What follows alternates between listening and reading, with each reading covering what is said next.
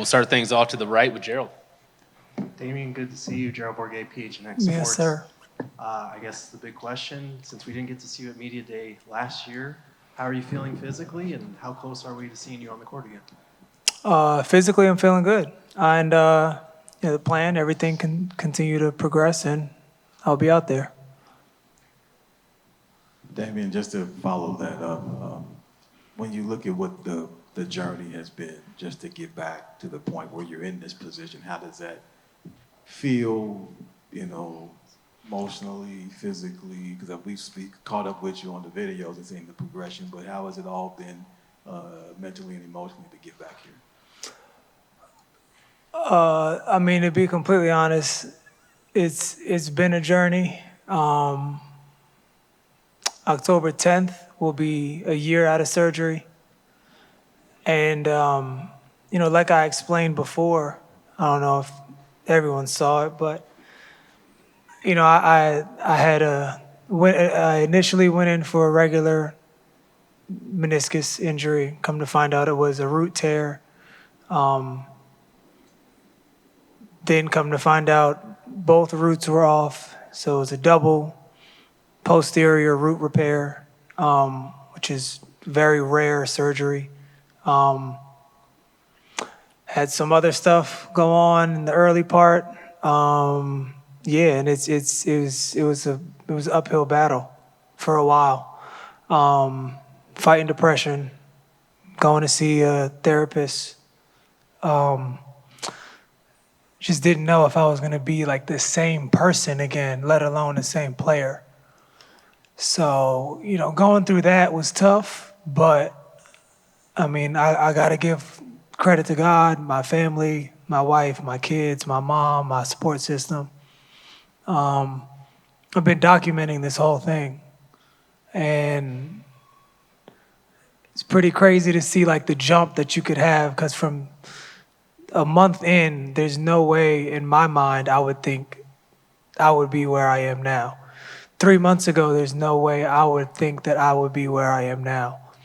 And it's not that like I haven't been through stuff. I've been through some shit. Like, I've torn both my ACLs before. I've had foot procedure. I've broke my hand twice. Like, all before playing in the NBA. Like, I've been through it. And I'm still standing tall. And that's perseverance, that's resilience, that's faith, that's like believing that it's possible, all adding into the fact of being undrafted, which guys like me we don't get chances like that. You have to go get it. You got to go take it. And that's really where like my mindset is. Like this year, I understand this is a very, very meaningful year for my career. And for me, it's just a matter of coming in every day, daily deposit crew, getting my work in, doing what I do, staying down, and whenever my number is called, just being ready to go out there and play. You'll be able to be ready to go tomorrow practice-wise? Yes, sir. Okay. Damion, Kellen Olson, Arizona Sports, great to see you. With what you were saying about your mental health, can you tell us a little bit just about the growth that you've seen there? And do you just feel like a mentally stronger person after going through this process, and also like self-analyzing and seeing like therapy as an option for you? Yeah, I think there's times where like we as males, especially black males in this society, feel like therapy like isn't a way. We go to the barbershop, that's therapy. We listen to music, that's therapy. We play sports, that's therapy. But like, there's ways of getting out of your own mind and getting out of your own head that are needed and should be encouraged. And talking about myself, the first time I ever had a surgery, I went to therapy. Cool, and then I come back and I'm playing, but now it's bigger than me. I got a wife. I got 2 kids. Like, I can't afford to not be in the right spaces, like not be good. because there's other people that are counting on me. And knowing what this game has done for me allowed me to be, have success in this game. It's like I can't quit. And I had so many thoughts about it. Rehab wasn't going well. Is this it? But I can't. Like, I've never been a quitter. One of my favorite quotes, my college coach, Bruiser Flint, would say every year, it was on the wall, I got it tatted on my arm. It says, the pressure is not to perform, the pressure is to prepare. And that thing's like stuck with me. It's like, no matter what happens out there, the lights shine bright, all this shit, it's great, it's cool. But like, it's what's done in the dark. If you make sure everything that you do when the lights aren't showing, your family life, everything's good at home, everything's good, then like, when that moment comes and you get the interview and you get all the praise and the glory, it wasn't that shot that made it. It was everything that was done beforehand, that preparation that allowed you to get there. So I know I'm kind of going off on a tangent, but that's where my mind is, and I feel like therapy has helped me with that. Clarity has helped me with that, and just understanding like what matters. That yes, I play basketball, and I'd love to play professionally for the next 5-6 years. Love to run around with my kids after that. But like, basically, if I did not have the surgery last year, I would have had to had a knee replacement in the next 3 to 4 years. You mentioned that you thought that this could be it. Do you remember the point when you got on the court in the last couple of months and you realized that this wasn't it, and just what that did for you, what that gave you that you weren't going to continue? Yeah, I mean, it was sometime between that 3 to 6 month mark, once I was moving a little bit on the court, and then between that 6 to 9 month mark, and in like the last like 2-3 months, was really where I felt like I started to turn the corner. I mean, like I talk about the depression piece. Like I was up to 225.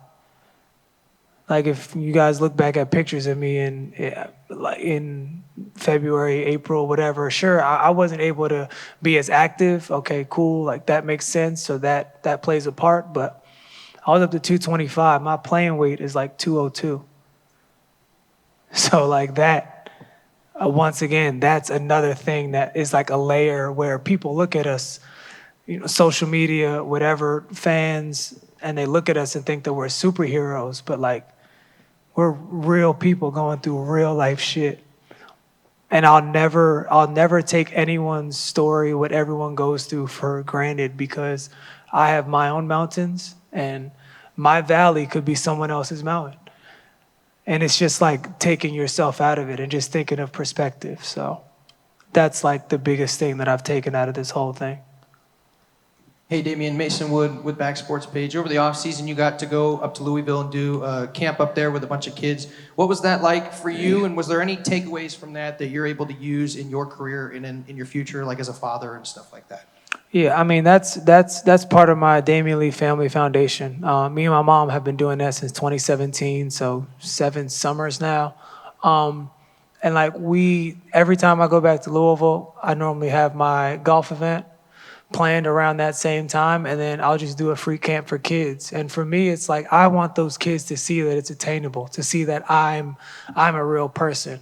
I may not be the overall best player in the league, but I'm one of the 450. I'm one of the 500. I'm one of 5,000 people to ever put on a jersey, one of X amount of people to ever be a part of a championship team.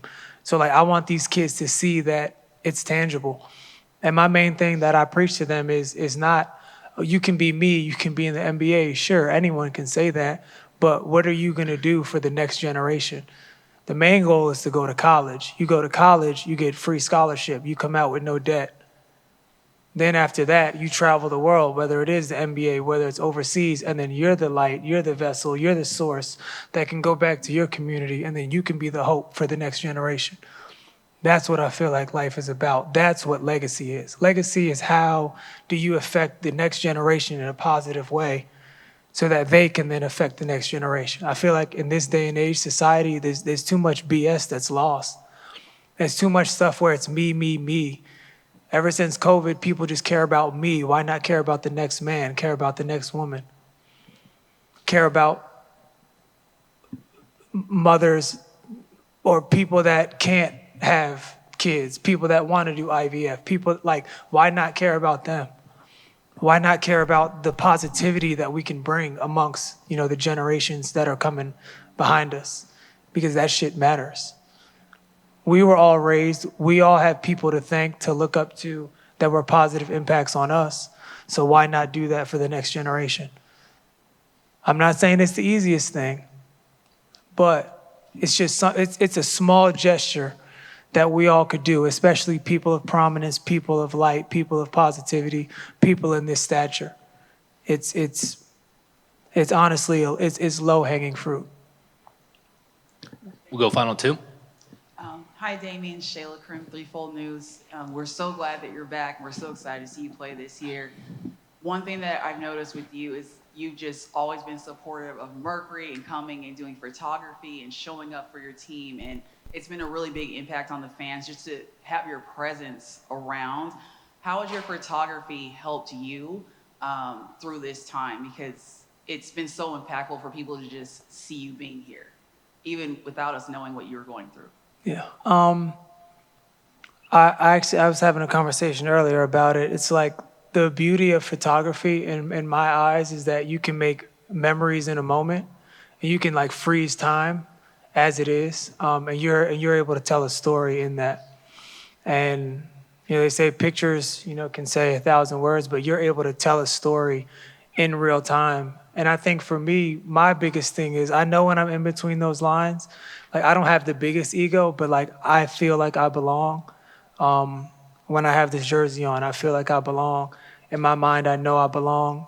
But when I don't have the jersey on, I'm just as normal as everyone else. I have my hobbies.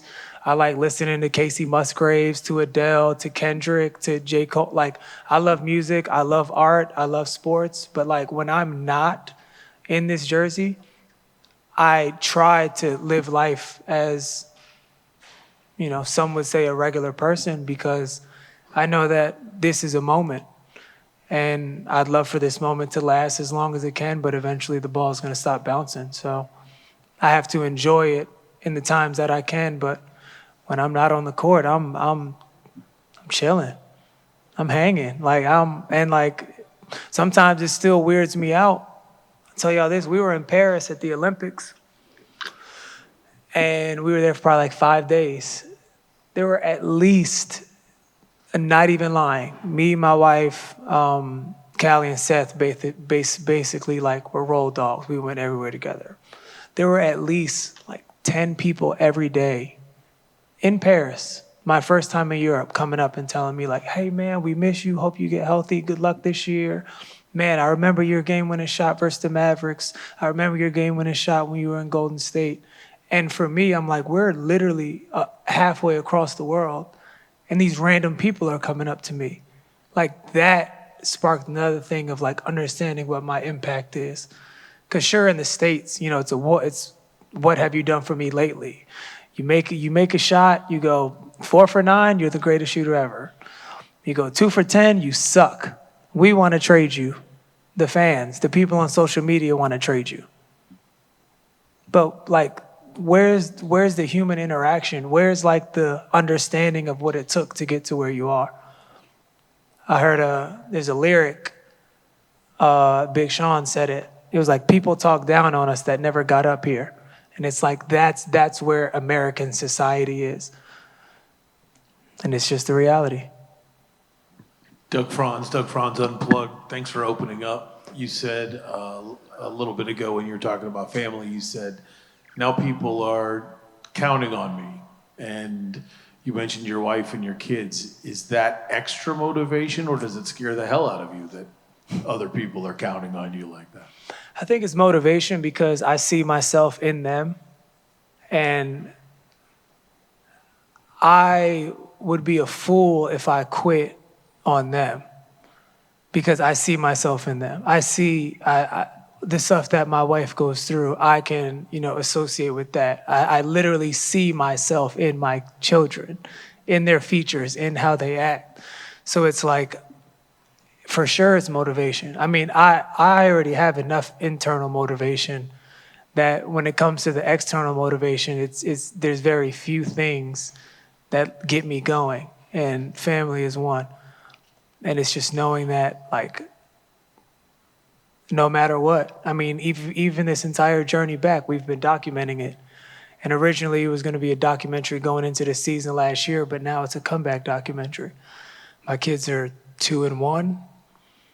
We're going to break it up, put it in however many part series, and they'll be able to see the growth, not even of just them in the videos, but see the growth of me, the things that I've had to go through, so that they know that anything's possible.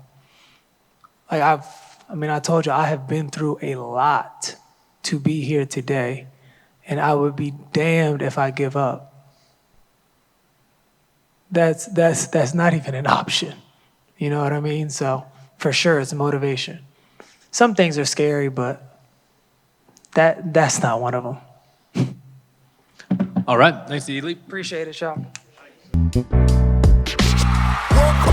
We all silly like the mayor.